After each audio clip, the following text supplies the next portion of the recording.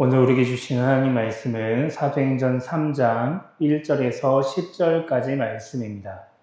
제9시 기도 시간에 베드로와 요한이 성전에 올라갈새 나면서 못 걷게 된 이를 사람들이 메고 오니 이는 성전에 들어가는 사람들에게 구걸하기 위하여 날마다 미문이라는 성전문에 두는 자라.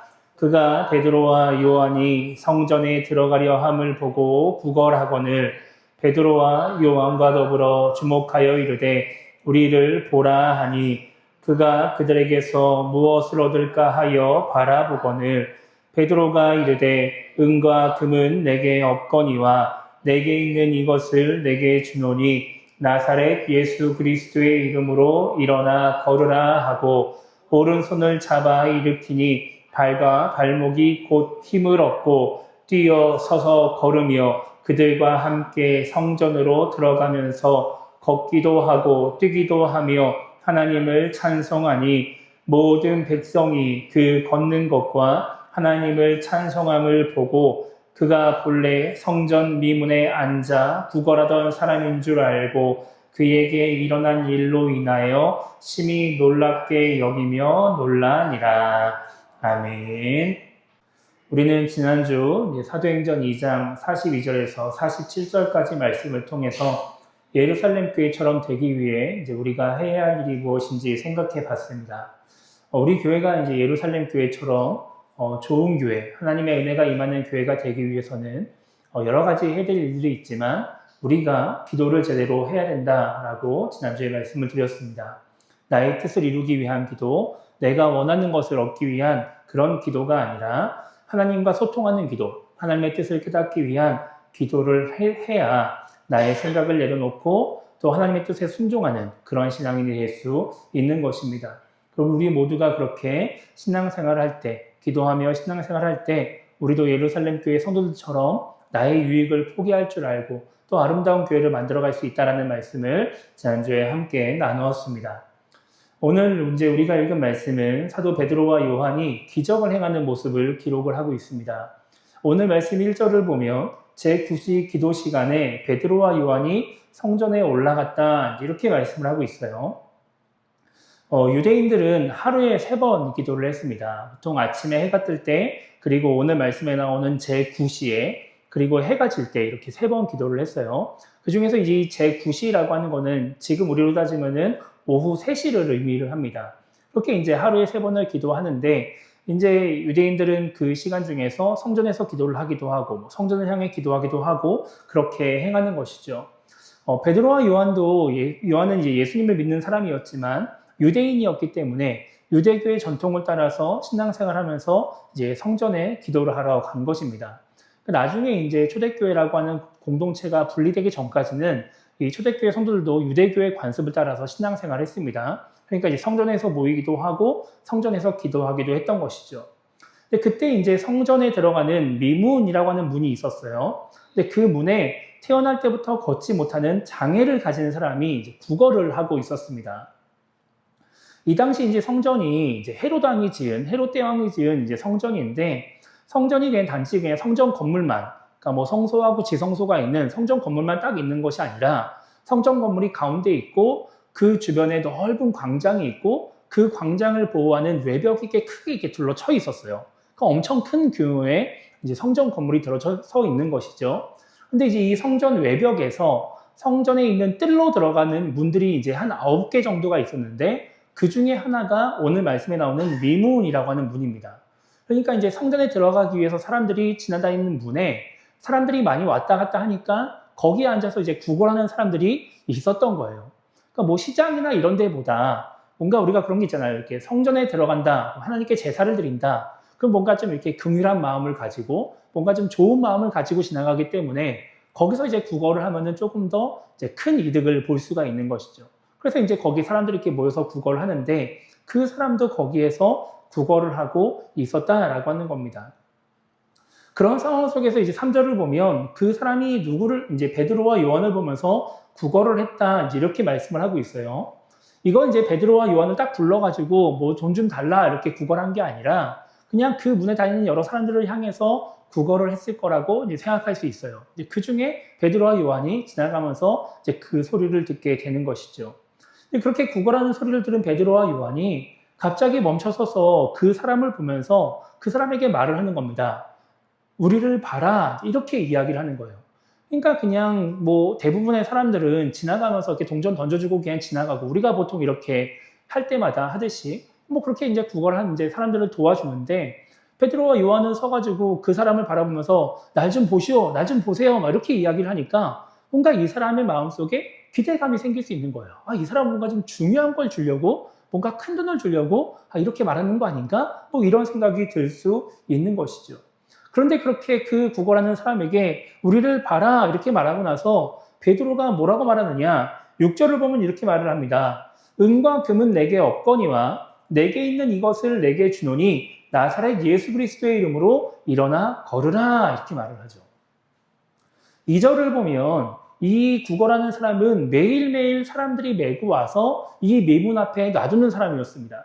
그러니까 미문을 통해서 성전을 왔다 갔다 하는 사람들은 이미 오랫동안 이 사람을 본 거예요. 이 사람이 무슨 문제가 있는지, 언제부터 나와 있었는지 뭐 이런 것들을 어느 정도 알고 있는 것이죠.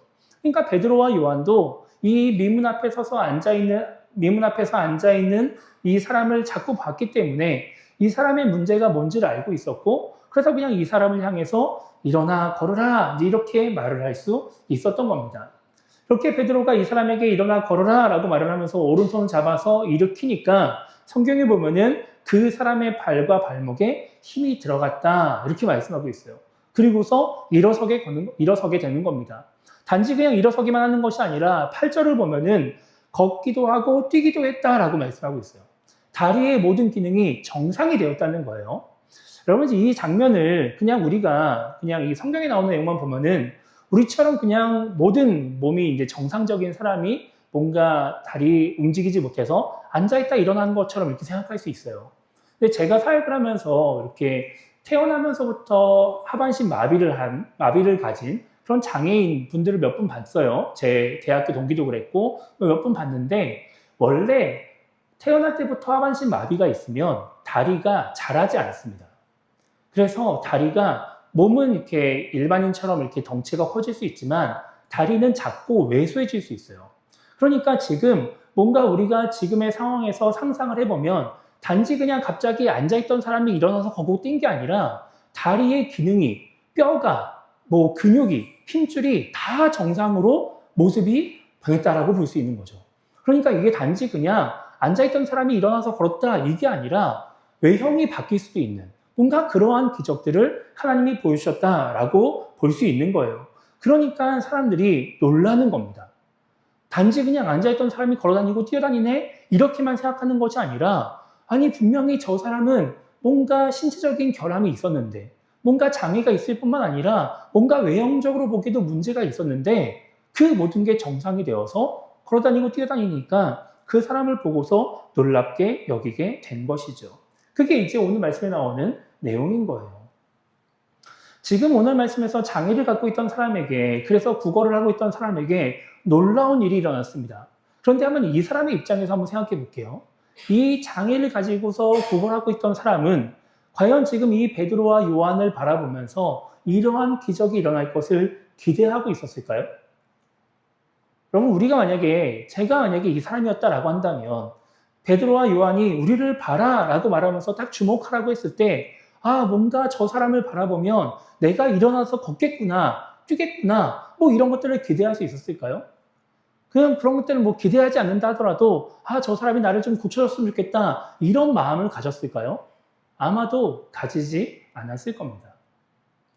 베드로와 요한이 나를 봐라 라고 하면서 불렀을 때 그리고 이 사람이 무엇을 얻을까 하여 바라봤을 때 이 사람이 얻고 싶은 거는 몸의 회복이 아니라 돈이었을 거예요. 당장의 생계를 유지할 수 있는 돈. 오늘 뭔가 내가 이 미문에 나와서 앉으면서 나 오늘 이만큼 벌고 싶어. 사람들이 나를 이만큼 돈을 줘서 도와줬으면 좋겠어. 뭐 이러한 기대감, 그런 것들이 금액적인 부분들이 채워지기를 바랬을 가능성이 훨씬 높은 것이죠. 그러니까 이 사람은 무엇을 얻을 수 있을까? 아, 저 사람들을 바라보면은 나에게 어떤 유익이 주어질까를 생각하면서 베드로와 요한을 바라봤지만 그 생각 속에는 장애가 회복되어지는 기적은 없었다라고 하는 거예요. 그냥 돈만 줬으면 좋겠다. 많은 돈만 줬으면 좋겠다. 다른 사람들처럼 동전 하나 주는 것으로 끝나는 것이 아니라 많은 돈을 줬으면 좋겠다. 이런 마음만 갖고 있었다라고 하는 것이죠. 그것을 위해서 구걸을 하고 베드로와 요한을 본 것입니다. 우리가 지난주에 이제 기도에 대해서 생각을 하면서 제가 이제 많은 신앙들이 간구하는 기도를 한다, 이제 이런 말씀을 드렸어요. 그러면서 이제 간구하는 기도를 자꾸 이제 잘못해서 하다 보면 내가 원하는 것을 얻기 위해서 욕심을 자꾸 부리게 되고 내 생각을 내려놓지 못한다, 이런 말씀을 드렸습니다. 그러니까 내가 자꾸 원하는 거에 대해서 집착을 하게 되는 거예요. 이게 없으면 안 될 것 같고, 이거 안 주시면 하나님이 나를 사랑하지 않는 것 같고, 자꾸 이제 이런 생각을 하게 되는 것이죠. 여러분 혹시 정저지화라는 사자성 혹시 아시나요? 정저지화. 여러분 정저지화라고 하면 사람들이 잘 모르는데 이 말을 이제 해석한 말은 잘 알아요. 이 정저지화라는 말이 우물 안에 있는 개구리라는 뜻입니다. 그러니까 이 우물 안에 있는 개구리를 우리가 언제 쓰느냐? 보통 식견이 넓지 않은 사람을 비유할 때 우리가 이제 우물안 개구리다, 이런 식의 표현을 쓰는 것이죠. 근데 우리가 기도할 때 모습을 생각해 보면 우리가 우물 안에 개구리가 될 때가 많다라는 생각이 들어요.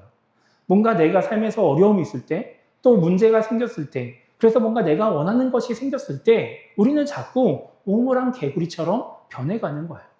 내가 지금 이 문제 속에서 이런 일이 생기면 내가 이 문제를 해결할 수 있을 것 같아. 이런 게 나에게 주어지면 내가 이 어려움을 극복할 수 있을 것 같아. 이런 생각이 들면 내 모든 생각과 시야가 다 좁아지면서 이것만 얻기를 자꾸 바라게 되는 것이죠. 이게 있어야 문제가 해결될 것 같고 이게 없으면 문제가 해결되지 않을 것 같은 생각이 자꾸 드는 거예요. 그러니까 어떻게 되느냐? 자꾸 하나님께 내가 보기에 필요해 보이는 것, 내가 보기에 나에게 유익이 될 것 같은 것을 자꾸 하나님께 기도하게 되는 거예요. 간구하게 되는 거예요. 그러니까 우리가 자꾸 하나님의 뜻을 구하는 기도를 하는 사람이 되는 것이 아니라 내가 원하는 것을 얻기 위해서 간구의 기도를 하는 사람이 되게 된다라고 하는 것이죠. 우리가 우물안 개구리가 되니까 그런 식의 기도를 하게 되는 겁니다. 그런데 문제는 뭐냐? 그렇게 우리가 기도를 했을 때 나에게 도움을 주시는 하나님, 나의 문제를 해결해 주실 수 있는 하나님은 나와는 생각이 다를 수 있다라고 하는 거예요. 지금 내가 보기에는 이 문제를 해결하는 데 있어서 이것이 되게 필요해 보이고 나에겐 지금 이게 되게 중요해 보이지만 하나님이 보시기에는 이게 중요하지 않을 수 있다라고 하는 것이죠.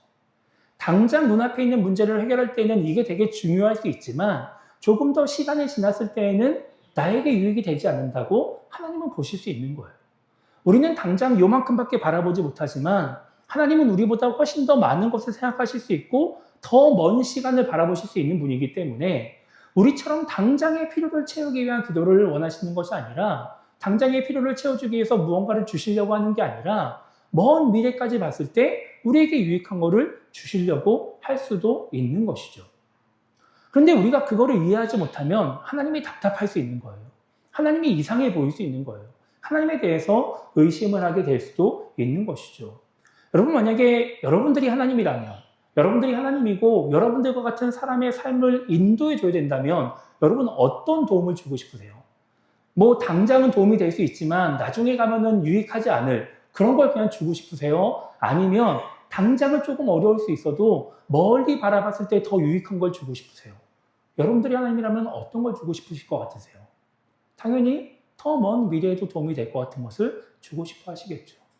여러분 우리가 하나님까지 가지 않고 그냥 부모의 입장에서만 생각해보면 마찬가지입니다. 여러분 당장 자녀가 나에게 무언가를 막 달라고 요구를 해요. 무언가 도움을 막 요청해요. 근데 부모 입장에서 봤을 때 이게 지금 이 자녀에게 도움이 안 될 것 같은 거예요.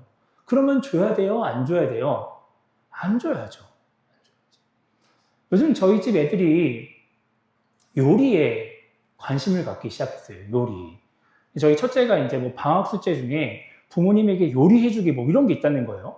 그러니까 막 애들이 막 갑자기 그 얘기를 들으니 막 자기도 요리를 하겠다고 막 이러면서 막 한동안 좀 이렇게 그런 얘기를 했었어요. 근데 생각해 보세요. 저희 집 막내. 걔 서도 싱크대 위에 팔도 잘 안 닿아요. 팔을 이렇게 막 할 수가 없어요. 그런데 걔한테 그래 걔가 막 요리를 하고 싶어 한다고 요리해보라고 하면서 가스레인지 불 켜주고 칼 주고 그럼 제가 좋은 부모예요, 여러분? 아니에요. 안 좋은 부모예요. 애가 막 요리를 하고 싶다고 나도 한번 뭐 좀 썰어보고 싶다고 막 울고불고 때를 써도 칼 줘야 돼요? 안 줘야 돼요? 안 줘야 돼요. 그게 좋은 부모인 거예요. 우리가 아무리 하나님께 하나님 나 지금 이거 너무 필요해요. 나 이거 없으면 안 될 것 같아요. 죽을 것 같아요. 라고 기도해도 하나님 보시기에 그게 나에게 유익하지 않을 것 같으면 안 주셔야 되는 거예요. 그게 좋은 하나님인 거예요. 내가 달라는 거 다 주시면은 그거는 오히려 좋은 하나님이 아닐 수도 있는 것이죠. 여러분, 그래서 우리가 진짜 내가 원하는 것 혹은 내가 바라는 것을 받으려고 막 기도하고 내가 원하는 것을 얻기 위해서 욕심을 부리지 않으려면 우리는 하나님을 믿어야 되는 겁니다. 하나님이 나에게 유익한 것을 주시려고 하는 분이다. 나를 사랑하시는 분이다 라고 하는 것을 믿어야 되는 거예요. 그래야 지금 내가 달라는 거 안 주셔도 그래 이거 안 주시는 거는 나에게 지금 이게 필요하지 않은가 보다. 하나님 보시기에 더 좋은 게 있나 보다 라고 생각하고 하나님을 인정하고 넘어갈 수 있는 거예요. 근데 하나님을 믿지 못하면 어떻게 돼요? 이거 안 주신다고 원망하고 난리를 치게 되는 것이죠. 여러분, 예수님이 마태복음 6장에서 6장 후반부에서 어떤 말씀을 하시냐면 우리의 삶을 인도하시는 하나님, 필요한 것을 주시는 하나님을 믿으라고 하는 말씀을 주십니다. 우리 마태복음 6장 한번 찾아볼까요? 마태복음 6장 26절 한번 우리가 찾아서 같이 한번 읽어보겠습니다. 신약 9페이지입니다. 신약 9페이지 마태복음 6장 26절입니다.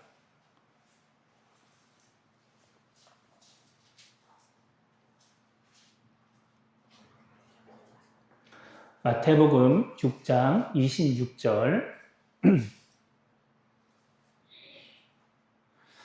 우리 같이 한 목소리로 함께 읽도록 하겠습니다. 시작. 공중의 새를 보라. 심지도 않고 거두지도 않고 창고에 모아 들이지도 아니하되 너희 하늘 아버지께서 기르시나니 너희는 이것들보다 귀하지 아니하냐. 아멘. 자, 밑에 나오는 30절도 한번 읽어보겠습니다. 30절입니다. 시작. 오늘 있다가 내일 아궁이에 던져지는 들풀도 하나님이 이렇게 입히시거든 하물며 너희일까 보냐. 믿음이 작은 자들아. 아멘. 하나님이 공중에서도 기르신다는 거예요. 내일 아궁이에 던져질 사람들에게 아무런 중요성도 없는 들풀도 하나님이 입히신다는 것이죠. 그런데 하나님이 우리를 어떻게 놔두실 것 같냐라고 말씀하시는 거예요. 그냥 우리가 필요한 것, 우리에게 유익한 것, 하나님이 그냥 다 무시하실 것 같냐라고 하는 것이죠.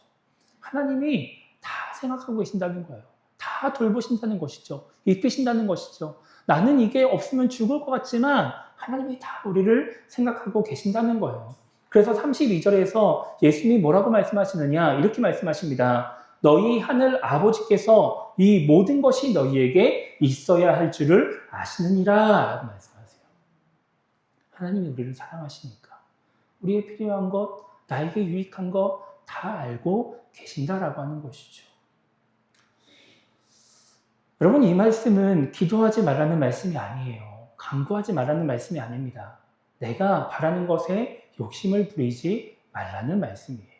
내 생각대로 되어야 한다고 생각하면서 거기에 매이지 말아야 된다라고 하는 것이죠. 오늘 본문에서 구걸하던 사람이 은과 금은 내게 없거니와 라는 말을 듣고 나서 그 뒤에 말을 듣지 않은 채 베드로와 요한을 향해서 아니 은과 금 안 줄 거면 저리 가라고 그냥. 나는 지금 은과 금 필요한데 왜 은과 금도 없으면서 나한테 와서 말을 거느냐 라고 하면서 그냥 베드로와 요한을 무시했다라고 한다면 어떻게 되었을까요? 그 사람은 일어서지 못했을 겁니다. 기적을 경험하지 못했을 거예요. 내가 지금 은과 금이 필요하다고 해서 거기에만 집중하고 다른 것들을 다 무시하고 살아가면 하나님의 은혜를 경험하지 못할 수 있다라고 하는 것이죠. 우리도 그럴 수 있어요. 내 생각에 매이면 하나님의 뜻에 관심이 없으면 우리도 하나님의 은혜를 경험하지 못할 수 있다라고 하는 겁니다. 비록 자기가 원하는 것은 얻지 못했지만 더 큰 우리의 은혜를 누리게 된 오늘 이 말씀에 나오는 구걸하는 사람처럼 우리의 생각하는 것 얻지 못한다 할지라도 내 생각을 뛰어넘는 놀라운 하나님이 주시는 그 은혜를 누리며 살아가는 우리 모두가 되었으면 좋겠습니다. 그렇게 하나님의 은혜를 구하며 기도하는 가운데에 하나님이 부어주시는 그 놀라운 은혜를 날마다 경험하는 우리 모두가 되기를 주님의 이름으로 축복합니다.